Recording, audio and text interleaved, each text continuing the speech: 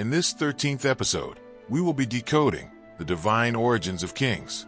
In the highlands of Ethiopia, where the earth meets the heavens, a kingdom was forged not by mortal hands, but by divine decree. Here, the kings were not mere rulers, they were sacred vessels, their bloodline tracing back to Solomon, the wisest king, and Makeda, the luminous queen of Sheba. Yet their origin stretches beyond history, beyond time, to the very throne room of God. Before the foundations of the world, God fashioned heavenly Zion, a realm of pure glory where his law resides. This celestial throne would one day descend to earth, carried by the son of Solomon to Ethiopia, where it would become the soul of a nation. When Menelik, son of Solomon and Makeda, bore the ark to Ethiopia, he did not travel alone. Heaven itself escorted the divine throne, the Ark of the Covenant, to its new home. For this was no mere relic. It was the footstool of God's presence, a fragment of heavenly Zion entrusted to mortal stewards. Thus, Ethiopia became the custodian of God's law. The ark's light fused with the land, and the kings of Ethiopia were anointed not only as rulers, but as guardians of a cosmic covenant. Their mandate was clear: to govern as God's regents, their authority etched in divine fire. For millennia, Ethiopia's kings wore two crowns, one of gold and one of spirit. King Ezana, who raised a cross over a pagan realm. King Caleb, the warrior saint who freed the persecuted.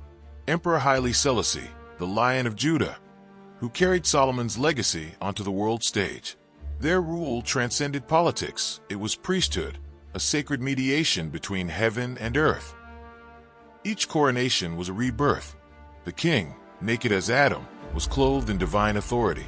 His first decree was always the same: to protect the ark, defend the poor, and rule as God's shadow on earth.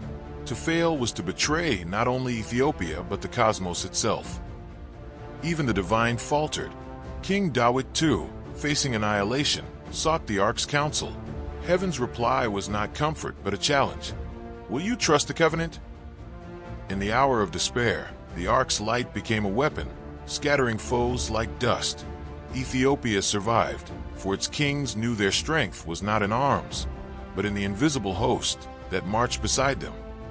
Tawadros the reformer learned that a king's might is measured not by conquests, but by tears. When he wept for his people, the ark answered with mercy. For the covenant was never about power, it was about kinship. God's law was not a weapon but a womb, birthing hope from despair. And so, the divine flame burns on. The ark rests in Ethiopia, its light a silent sermon. The kings are gone, but their covenant lives in the farmer who tills his field with prayer, the mother who names her child Menelik, the pilgrim who walks barefoot to Axum. For Ethiopia's true throne was never made of gold. It is the heart of a people who still kneel before the glory of Zion. In episode 14, we will be decoding the fall of Solomon. If you have found this video interesting, make sure to like, subscribe, share, and hit the notification bell to be informed of our next episode. See you on our next episode.